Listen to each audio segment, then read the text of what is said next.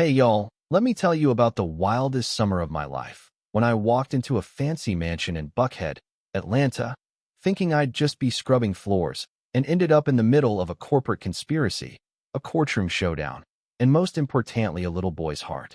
My name's Lena Harper, and I was just a temp cleaner, barely 5 days into the job at the Caldwell estate, when I heard it. A kid's cry, sharp, panicked, tearing through the marble halls like it could break glass. Nobody told me about the third floor, like it was some haunted secret staff whispered about it like you. System, you'd step into a ghost story. But that cry wasn't a ghost, it was Jamie, a 7-year-old kid, alone up there, rocking back and forth, slamming his head against a bookshelf, no one around to help. I froze, microfiber cloth still in my hand, heart pounding like I'd just stumbled into something I wasn't supposed to see. My brother, Tommy, used to do that same rocking, same pain in his eyes, back when we were kids and nobody knew how to help him. He was autistic, nonverbal, gone too soon at 10. That memory hit me like a freight train, and I couldn't walk away. The butler shouted from downstairs, "Lena, don't go up there." But I was already climbing the stairs, drawn to that sound like it was calling my name. When I got to the room, Jamie was curled up, a sensory projector flashing colors across his face, and I just stayed. Didn't touch him, didn't crowd him, just sat a few feet away, palms up, signing safe, the way my grandma taught me to calm Tommy. A flicker in his eye, she saw me, just for a second.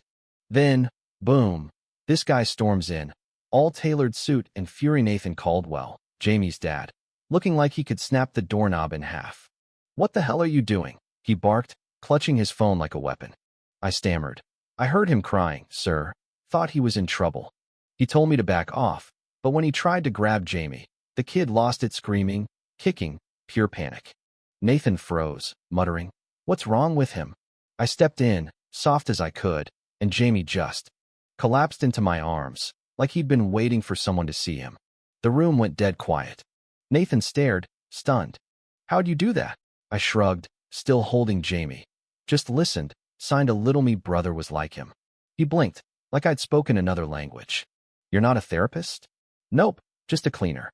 He asked me to stay longer that day, and I did, swaying with Jamie till he fell asleep. That was the start. Me, a nobody from East Atlanta, stepping into a world of chandeliers and secrets. Next thing I know, Nathan's offering me a real job, double pay, private room. No more mop stove, be Jamie's caregiver. I hesitated. I had my grandma's medical bills piling up, but this wasn't just a job. This was a kid's trust, fragile as glass. I said yes, packed a duffel, and moved into the estate. Every morning, I sat with Jamie, playing with colored blocks, humming gospel tunes, watching him nudge a block my way like it was a secret handshake. Nathan started joining us, clumsy but trying, learning signs like cow and happy.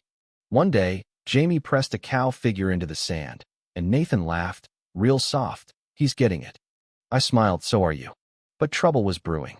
One morning, child welfare showed up, claiming neglect, some anonymous tip. Nathan's face was stone, but I felt his rage. "This is absurd," he snapped, barring their way till his lawyer was on speed dial. I held Jamie tight, his little heart racing, and told them, "He's safe, I am with him every day." They searched the house, found nothing, but one guy said, "Off the record, someone's got an agenda." Nathan's eyes darkened. "I know who." Turns out, it was Sylvia Grant, Nathan's ex-assistant, now engaged to the COO of Apex Innovations, a rival company gunning for Nathan's tech empire. They'd hacked his schedule, weaponized Jamie to shake him. In court, Sylvia sat there smirking, her ring flashing like a taunt. I took the stand, heart hammering, and told the truth about finding Jamie, about his silence, about the night those agents scared him half to death. Their lawyer sneered, "Why's a housekeeper meddling?" I didn't flinch, because that boy was forgotten, and I know what that feels like. The room went quiet. Even Sylvia's smirk faded. Judge Harmon looked at me, nodded, stepped down, a mess. "Harper." Then, the miracle, Jamie spoke. "Dada," soft as a whisper, then "Mama," looking at me.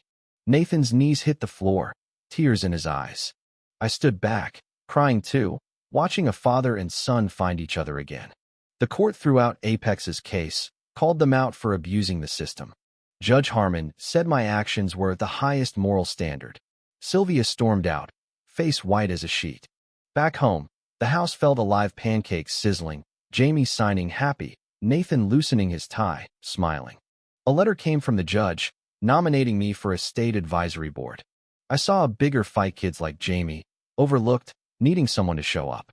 We visited a community center where I taught a kid to sign home, and Nathan watched, holding Jamie's hand, both of them glowing. That night, Nathan showed me an old photo album his late wife, Sarah, laughing with baby Jamie. "You're helping me live again," he said, voice rough. I nodded. "Some days, I'm healing too." He touched my hand, and I didn't pull away. It wasn't love knot yet, but it was real. Later, he named me Jamie's guardian in his will, said, "You love him." I couldn't argue. Now, here's the thing, people still talk. Some call me a hero. Others say I'm chasing Nathan's money. I don't care. I showed up for a kid who needed me, and we built a family through the storm. So, tell me in the comments, what would you do if someone came after your family like that? Ever had to fight for what's right, even when the world's screaming at you to back down? Let's talk about it.